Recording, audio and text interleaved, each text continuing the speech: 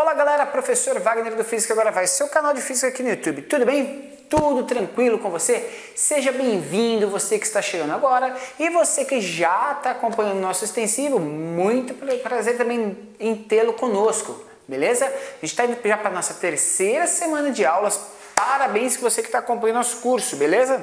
E a gente vai falar hoje da aula de número 3, aula relacionada ao conteúdo de mecânica, certo? Aula 3, galera. E na aula 3, que é essa aula de hoje, a gente vai começar a falar de ultrapassagem de corpos. Professor, mas a gente já falou de ultrapassagem de corpos no vídeo anterior, sim. Mas nessa aula a gente vai falar da ultrapassagem de corpos extensos, certo? Então, como que a gente trabalha a ultrapassagem de corpos extensos? Ou seja, corpos que vão ocupar mais do que uma posição específica no espaço. Como que a gente lidar com esse tipo de sistema? Bom, gente, vamos pensar no seguinte. Primeira coisa que a gente tem que analisar é o corpo em si que a gente vai estar trabalhando, tá? Então eu vou colocar aqui um corpinho extenso, fazer uma caixinha azul aqui, que seria o meu primeiro corpo extenso, tá? Então percebe que ele tem uma dimensão bem grande, né? Ele já não é mais um ponto. Não posso considerar esse corpo como um ponto. Ele tem uma extensão grande. Tranquilo? Sei lá, esse corpo aqui, por exemplo, ele tem uma extensão de 20 metros. Tranquilo, professor, vou marcar lá. 20 metros. Beleza? Beleza. Esse corpo pode representar uma carreta numa rodovia, certo? E essa carreta ela vai ultrapassar uma segunda carreta que está aqui embaixo, vermelha, tá? Só que essa carreta é maior. Aquelas carretas gigantes na rodovia, velocidade muito baixa e tal. E aí, o comprimento dessa segunda carreta, que é maior, equivale a quase 40 metros, tá? Vou pôr 40 aqui para arredondar, para ficar bacana pra gente. Então, eu tenho um corpo lá de 20 metros, tendo de ultrapassar um outro corpo que está na mesma rodovia e tem 40 metros. Vamos pensar que a velocidade desse primeiro corpo aqui é de quanto? 20 metros por segundo. E a velocidade do segundo corpo é de 15 metros por segundo. Beleza? Então a gente tem aí os dois corpos, as suas velocidades. Eu estou colocando velocidade escalar no sistema, que é o que a gente vai precisar nesse momento. E eu preciso da ultrapassagem. Pessoal, para estudar a ultrapassagem desse corpo, eu vou pegar um ponto de referência. Então eu vou colorir de verde aqui, ó. Esse vai ser o ponto de referência, certo? Esse corpo vai começar a ultrapassagem e ele só vai ultrapassar o outro da seguinte maneira. Para a gente poder representar esse cara, eu vou praticamente utilizar de tecnologia nossa aqui para tirar ele da lousa. Então tá aqui o nosso corpo, ok? Eu vou tirar ele da lousa aqui e vou movimentá-lo. Quando eu começo a movimentar esse corpo e ele vai ultrapassando, eu não posso dizer que a hora que ele alinhou a ponta dele com o outro corpo, ele já ultrapassou. Por quê, gente? Porque caindo, viu? Vai bater aí de lado. A hora que ele alinha, que eles estão lado a lado, mas ele não ultrapassou, porque tem uma boa parte do corpo dele que ainda não passou o primeiro corpo, certo? Essa ultrapassagem só finaliza quando o corpo que está atrás coloca todo o seu corpo em si na frente do outro. Quando isso acontece, a ultrapassagem foi efetiva, ou seja, ela realmente ocorreu. Então, o que vai acontecer? O corpo, que eu vou chamar de corpo A, e aqui eu vou chamar de corpo V, o corpo A, que é o corpo azul, ele vai ter que percorrer a mesma distância que o vermelho, certo? Percorrer todo o comprimento do vermelho, mais o comprimento dele próprio, certo? Ou seja, se eu for pensar que o corpo azul marcar esse ponto aqui como ponto zero, então S é igual a S0 mais V vezes T. Vou fazer pela equação primeiro. A posição final que eu quero para ele de ultrapassagem vai depender da posição inicial dele, que eu vou colocar 0 mais 20 vezes T. Essa é a equação para ele. A posição do outro é quanto? Qual que é a posição final? A posição final do outro, né? A posição inicial do outro, desculpa, ela equivale a quanto? ela equivale a 40 metros. Então, 40 mais quanto? 40 mais 15 vezes t. O grande lance nesse sistema é o seguinte, gente. Ele vai ter que percorrer só isso? Não. Ele tem que percorrer 60 metros a mais. Então ele vai percorrer o que o outro percorreu, a posição final, e vai ter que estar a 20 metros à frente. Certo? Então o corpo azul vai ter que percorrer toda a distância desse cara, mais 20 metros, que é o próprio tamanho dele. Então a posição final para o azul, que está a uma velocidade de 20t, vai ser o quê? Ele vai ter que fazer o seguinte, vai ser 20 vezes t, que é igual 40 mais 15t, e até aqui a gente faria para corpos pontuais, só que eu vou ter que adicionar 20 metros por causa do tamanho do próprio corpo.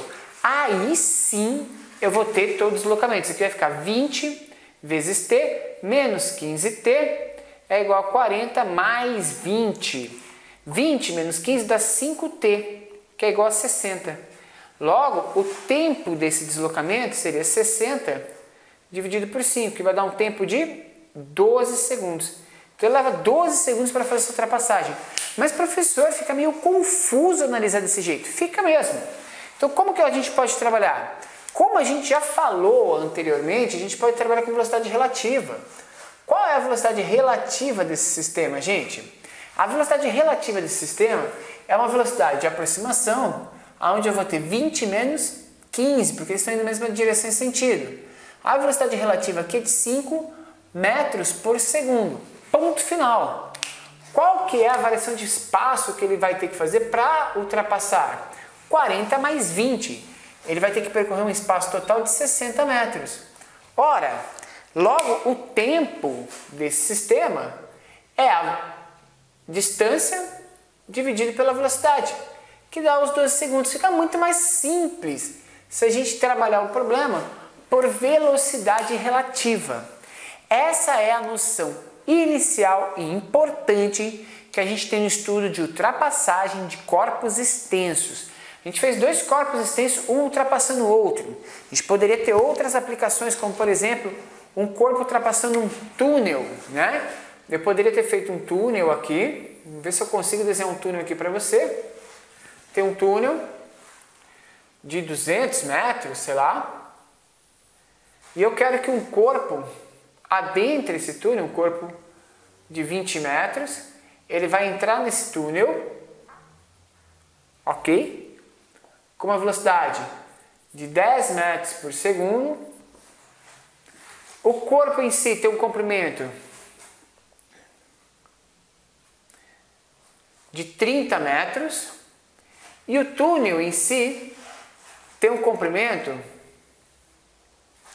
de 270 metros. A pergunta é, qual que é o tempo de ultrapassagem? Mesmo esquema. Velocidade relativa. A velocidade relativa aqui, gente, é só a velocidade do corpo que está em movimento. O túnel não se mexe, né? Então a gente vai ter a velocidade do corpo que está em movimento. A partir disso, a gente vai verificar qual que é a distância total que ele vai ter que percorrer. Lembre-se, ele vai percorrer o comprimento do túnel mais o próprio tamanho dele. É esse o ponto-chave para resolver esse tipo de problema. Ele percorreu o próprio tamanho dele também. Isso vai dar um deslocamento total para ele de 300 metros. Beleza? Utilizando Deus vê tudo, né? Distância é igual a velocidade vezes tempo. A gente acha o tempo fazendo o quê? Tempo é distância dividida pela velocidade. Certo? Logo, o tempo dessa ultrapassagem vai ser a distância, que é 300 metros, dividido pela velocidade, que é 10 metros por segundo. Corta, corta, ele levaria aqui 30 segundos para completar essa ultrapassagem. É simples, se a gente levar em consideração esse tipo de sistema. Tranquilo? Beleza, galera? Então aí, ultrapassagem de corpos extensos, o que fecha para a gente inicialmente o estudo de movimento retilíneo uniforme. Mas, professor, se acabou o movimento retilíneo uniforme, o que a gente acrescenta agora? Agora a gente vai acrescentar a aceleração, a possibilidade de um corpo alterar sua velocidade durante o movimento. Mas para a gente começar a estudar essa ideia de aceleração, a gente vai pensar na seguinte possibilidade: o corpo alterando sua velocidade uniformemente, certo? Então a gente vai trabalhar com movimento Vamos escrever aqui, movimento retilíneo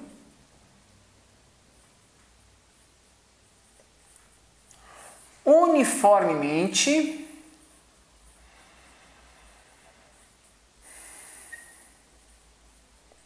variado.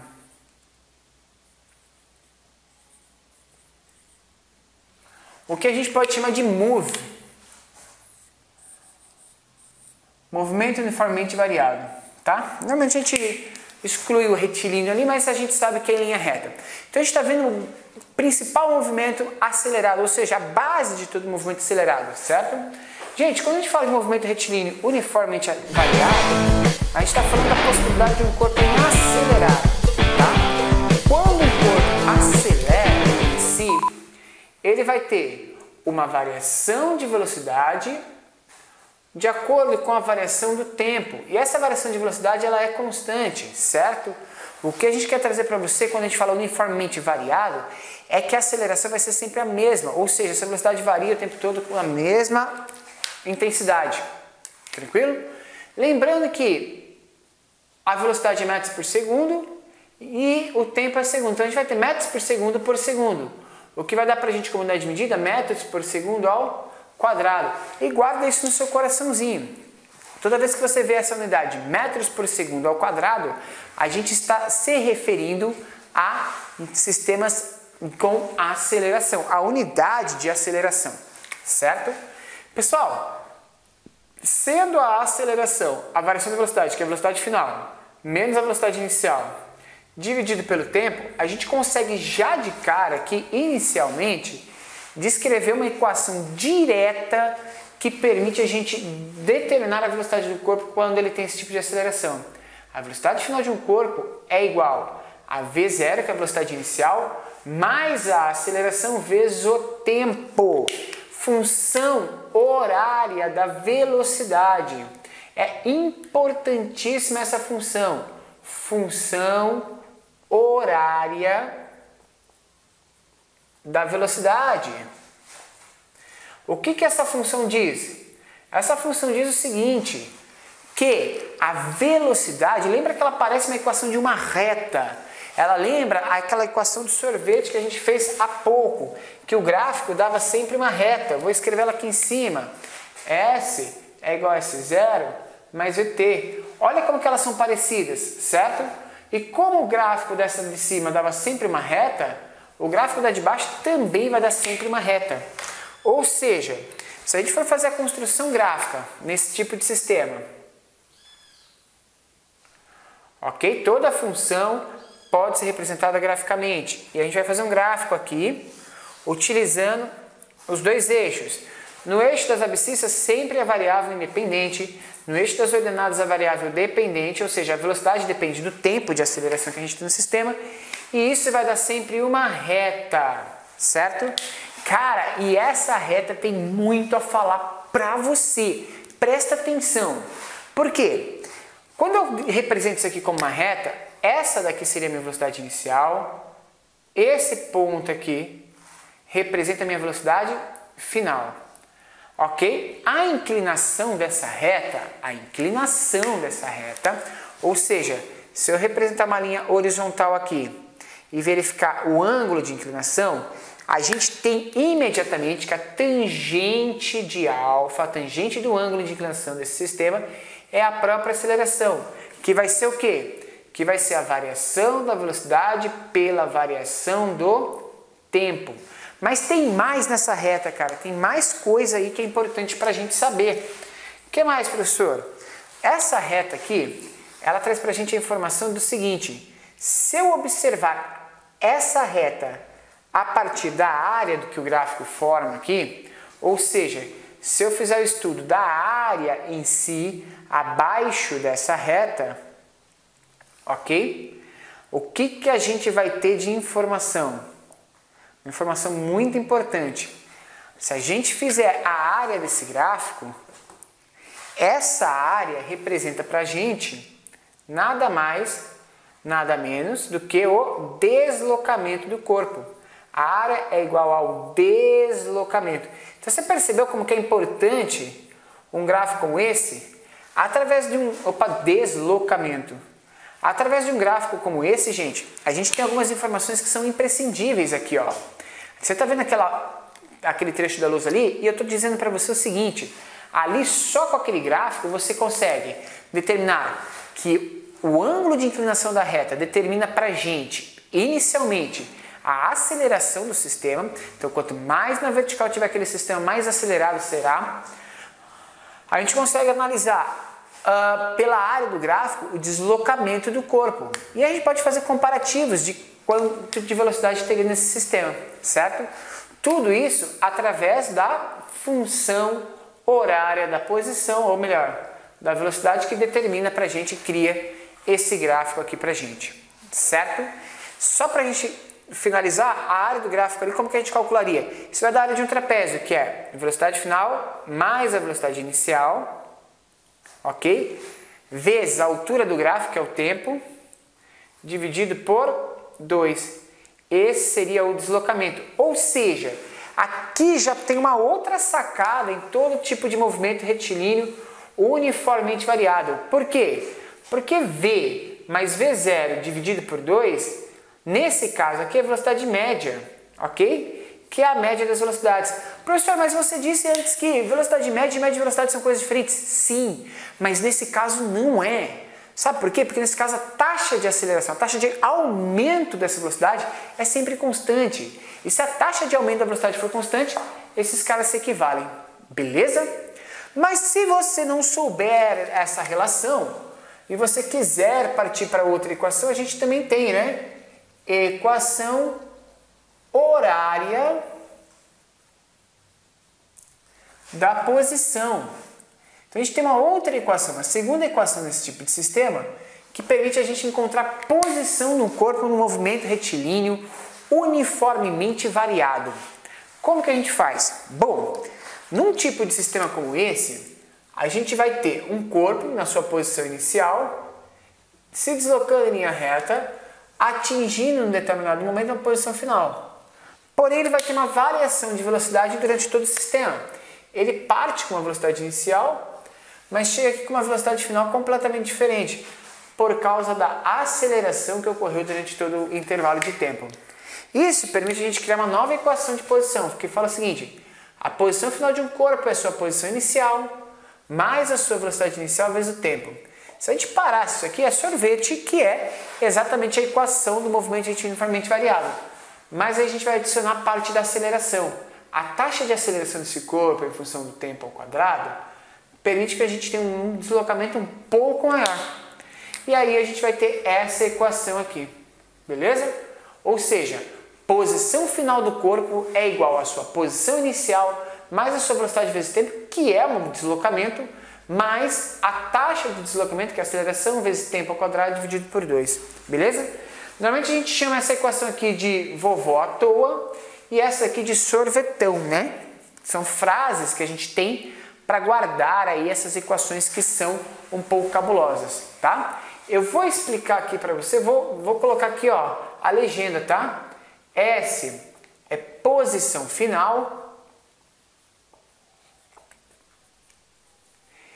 SO é posição inicial, porque eu gosto do negócio bem detalhado, né, gente? Enquanto eu vou colocando aqui a legenda, vai dando um like aí no vídeo, tá? O like de vocês, gente, professor, por que você fala tanto de ficar dando like, cara? Porque, cara, é pelo like que o nosso vídeo começa a subir aí na linha de busca do YouTube, e com esse like a gente consegue colocar o canal em destaque. Isso ajuda a gente a manter o canal no ar, certo? Então seria muito interessante se você pudesse dar essa força aí pra gente. E T, que é igual ao tempo. Então eu coloquei toda a legenda aí para que você saiba o que significa cada um desses termos, cada um desses elementos, certo? O gráfico em si da equação horária da posição, ele é diferente, ele já não é mais uma reta. Por quê, professor? Porque olha só, a função é quadrática. A gente tem uma função que varia com o quadrado do tempo. Logo, gente, uma função de posição em relação ao tempo, isso já não é mais uma reta, não é mais constante. Como que fica isso? Isso vai ficar um trecho de uma parábola, certo? Por quê? Porque é uma função quadrática e toda função quadrática gera uma parábola. Então a gente consegue entender pelo menos como que funciona a relação da posição desse sistema, ou seja, conforme o tempo vai passando, a gente vai percorrendo distâncias cada vez maiores, porque a gente está numa taxa de aceleração desse tipo de sistema, certo? Nesse modelo de aceleração, a gente pode ter duas situações bem diferentes. Quando a aceleração é positiva, a aceleração é maior que zero, ok? A gente vai ter um movimento que a gente chama de movimento acelerado realmente. Porque a gente está aumentando a taxa de velocidade, a rapidez com que esse movimento ocorre. Agora, se esse movimento tem uma aceleração menor do que zero, a gente chama esse movimento de movimento retardado, ou seja, a gente está retardando a velocidade, certo? E quando a gente retarda a velocidade, a gente está assumindo então que a gente está diminuindo esse tipo de sistema. Pessoal, o que é a relação aqui? O movimento vai ser sempre acelerado quando a aceleração e a velocidade dos dois vetores tiverem mesma direção e sentido. Aí eu posso dizer que o movimento é acelerado quando a gente tem mesma direção e sentido. Aí a gente está acelerando o sistema, a gente está aproveitando toda a aceleração para aumentar a velocidade. Agora, quando a aceleração e velocidade têm sentidos opostos, mesma direção, porém sentidos opostos, aí que a gente tem aquele tipo de movimento que a gente chama de retardado, ou seja, a gente está diminuindo a velocidade. Então aqui a gente tem a mesma direção, porém sentido opostos. Beleza? Então a partir disso, a gente consegue definir o tipo de movimento que a gente tem em mãos. Beleza? Bom, a gente já falou então que o movimento retiliniamente variado, ele incrementa a aceleração tem que unidade de medida metros por segundo ao quadrado, a aceleração é a variação de velocidade pela variação do tempo, com isso a gente consegue encontrar a equação horária da velocidade, com a equação horária da velocidade a gente consegue analisar esse gráfico traz informações riquíssimas para a gente também viu a equação horária da posição desse sistema. Vimos que o gráfico da equação horária da posição desse sistema permite para a gente verificar que esse sistema tem uma taxa de variação, porque o gráfico já não é mais uma reta. Mas a gente viu dois tipos de movimento, o movimento acelerado, quando a aceleração e a velocidade têm a mesma direção e sentido, e quando elas têm sentidos opostos, certo? O que mais, professor? Gente, e quando a gente tiver que analisar um movimento desse e a gente não tiver, ou seja, não houver informações sobre o tempo de movimento? Então a física encarou esse tipo de problema, né? E como resolver? Porque as duas funções originais que a gente tem no sistema, elas permitem a gente calcular esse tipo de sistema, tudo tranquilo, maravilhosamente bem, mas todas elas são em função do tempo, a equação horária e a equação horária. Agora, como que a gente resolve esse sistema sem ter informações do tempo? Existe, então, uma equação criada por um físico de sobrenome Torricelli, que inclusive essa equação leva o nome dele, ok? Equação de Torricelli, ou função de Torricelli, tá? Como que funciona, gente, essa função? Ele pegou e juntou as duas equações, a da posição e a da velocidade. Foi fazendo um arranjo matemático aí, até que ele descreveu essa função a partir do seguinte: a velocidade final ao quadrado de um determinado corpo é igual à velocidade inicial ao quadrado desse corpo, mais 2 vezes a taxa de aceleração vezes a variação de posição. Cara, com essa equação ele revolucionou o campo da física. Por quê? Porque agora é possível fazer descrição, ou seja, previsão da velocidade de um corpo em um determinado sistema acelerado, sem necessariamente ter que conter ali no problema informações do tempo de movimento desse corpo, certo? Essa é a chamada equação de Torricelli. A grande pergunta dos alunos é: professor, qual equação eu uso em cada momento? Vou sair da lousa aqui, ó, vou sair do quadro, você continua ouvindo minha voz. Cara, tira um print aí da lousa para você poder guardar essas informações. O pessoal tem pedido isso para mim, beleza? Ponto. Já tirei o print, eu já voltei. Cara, como que a gente pode, a partir disso, então, trabalhar o sistema de modo que a gente consiga saber qual equação que a gente vai utilizar em cada momento, certo? Então, eu vou apagar aqui e vou trabalhar com você alguns probleminhas relacionados a isso, tá? Vamos supor o seguinte problema. Eu tenho um corpo que parte de um determinado ponto com uma velocidade inicial de 30 metros por segundo. Espera aí, eu estou lendo o exercício aqui para vocês e você tá moscando aí, cara. Anota a informação, anotem os dados, beleza? Fiquei tão nervoso aqui, caiu tudo, hein? Cara, anota os dados aí. Velocidade inicial. Eu tenho um corpo que ele sai de um determinado ponto com velocidade inicial de, eu vou colocar 20 metros por segundo. Essa é a velocidade inicial do corpo, ok? Ele percorre um determinado trecho de uma estrada que tem uma distância total de 900 metros, ok? Só que ele faz todo esse percurso a uma taxa de aceleração de 3 metros por segundo ao quadrado. Tranquilo?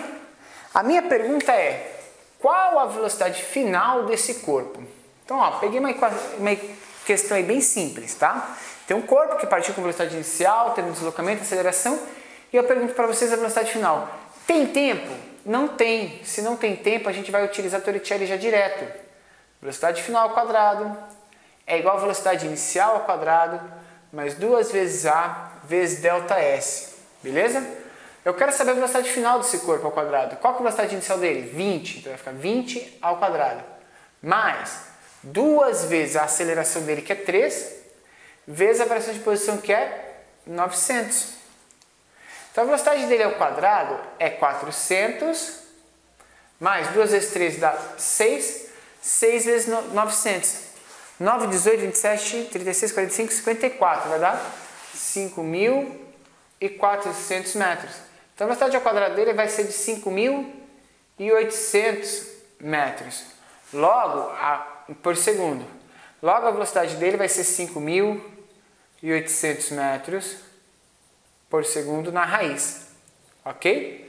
E aí se a gente tirar a raiz aí de 5.800 metros por segundo, a gente consegue determinar qual é o valor dessa velocidade. Vou fazer aqui para você rapidinho, só para a gente não perder muito tempo. Raiz de 5.800 vai dar 76,15 metros por segundo. Então a velocidade é de 76,15 metros por segundo, beleza?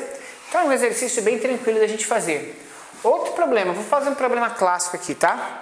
Um veículo percorre uma rodovia e a velocidade dele é de 108 km por hora. Essa é a velocidade inicial desse corpo, beleza? Ele vai avistar aí um semáforo, um sinal vermelho, e ele precisa parar, ok? Ele está a uma distância, ΔS, de 300 metros de semáforo. 300 metros de semáforo. E ele pisa no freio com uma taxa de desaceleração de 7 metros por segundo ao quadrado. Minha pergunta para você é a seguinte: conseguirá esse veículo parar esse carro? Galera, então continuando aqui contigo, deixa eu te falar como que a gente vai fazer o próximo problema aqui, ó. Eu já fiz toda a representação aqui, tá? Vou apagar aqui a equação já. O esquema é o seguinte: eu tenho um corpo com uma velocidade inicial de 108 km por hora. Recapitulando aqui com você, tá? Isso equivale a 30 metros por segundo. Esse corpo avista um semáforo, um sinal vermelho, está fechado, que está a 300 metros dele. Então, quando ele avista isso, o semáforo está a 300 metros. A gente vai considerar que imediatamente ele já pisa no freio, ele não andou nada, tal, beleza? Isso normalmente não acontece, a gente vai ter que considerar essa distância, mas nesse primeiro momento esqueça isso, tá? Ele tem 300 metros para parar, tranquilo? A taxa de desaceleração dele, ou seja, ele vai ter uma aceleração negativa de 7 metros por segundo ao quadrado, tranquilo? Consegue ele parar antes de atingir essa distância? Vamos ver. A velocidade final dele que eu quero é de 0. A velocidade inicial dele é de 30 metros por segundo ao quadrado. Eu vou usar um menos aqui, esse menos é simplesmente porque a aceleração é contrária ao movimento, tá? Menos 2 vezes a aceleração, que é 7, vezes o deslocamento que eu quero. Não vou pôr esse valor é o máximo que ele pode percorrer antes de cruzar o semáforo. Vamos lá, 0 é igual a 900 menos 14 ΔS. 14 ΔS é igual a 900. Então, nosso ΔS aqui é 900 dividido por 14. Se a gente for fazer essa continha, 900 dividido por 14, isso vai dar quanto? Tô achando que se ferrou, rapaz, hein?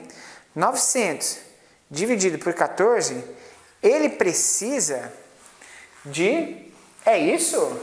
Ele precisa só de 65 metros para parar, ele está a 300 metros. Deu tempo, cara. Deu tempo.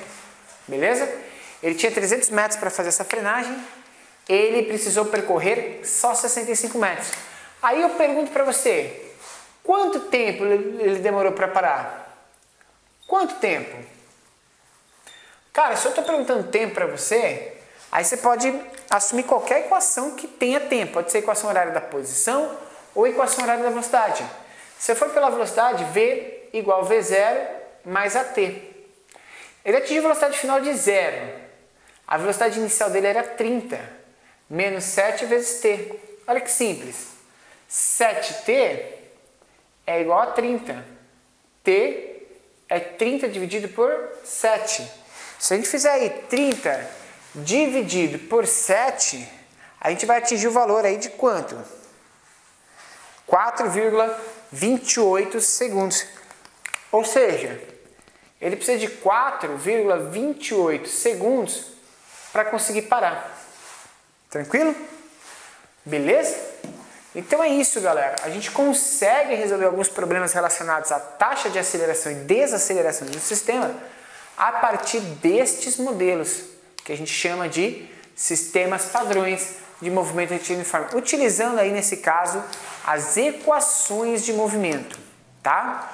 Professor, dá para resolver de outra forma? Dá para resolver problemas de ultrapassagem, por exemplo, utilizando gráficos, né? Vou resolver aqui um para você. Dentro de movimento retilíneo uniformemente variado, a gente pode pensar em movimentos relacionados a variações gráficas, né? E a partir desse tipo de sistema a gente analisar aí ultrapassagens. Vamos pensar o seguinte, ó. Eu tenho um corpo A que é um policial. Ele está parado. A velocidade inicial do policial é 0. Beleza? De repente passa um veículo por ele. Um veículo eu vou chamar de corpo B. O veículo passa numa estrada de 80 km por hora, ele passa a 108 km por hora. Então, velocidade do veículo, 108 km por hora. O policial, ao perceber, pega a sua moto e vai atrás do veículo. O tempo que o policial leva para perceber isso é um tempo de 5 segundos. Oh, rapidinho, né, cara? 5 segundos, ele viu que o carro passou, ultrapassou a velocidade, ele já montou na moto e já saiu. 5 segundos, beleza? Com isso, ele vai a uma taxa de aceleração de 3 metros por segundo ao quadrado em busca do veículo, ok? Até alcançá-lo. A hora que ele alcança, o veículo para, ok? Gente, qual que é a distância que eles percorrem?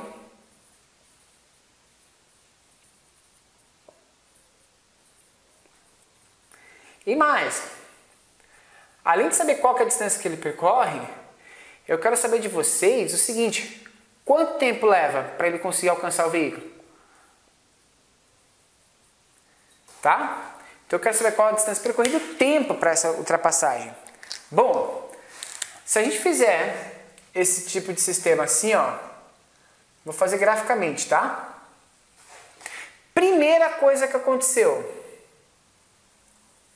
eu vou fazer um gráfico da velocidade em metros por segundo pelo tempo em segundos. Beleza? Primeira coisa que aconteceu, gente. A primeira coisa que acontece nesse tipo de sistema é o seguinte: o veículo que está à frente, ele está a 30 metros por segundo e ele tem 5 segundos de vantagem, ou seja, ele fica 5 segundos percorrendo a distância com essa velocidade. Se eu estou a 30 metros por segundo, Deus vê tudo. Se eu estou a 30 metros por segundo e tenho 5 segundos para percorrer essa distância, eu vou estar 150 metros na frente do policial. Então a distância aqui é 150 metros. Ok?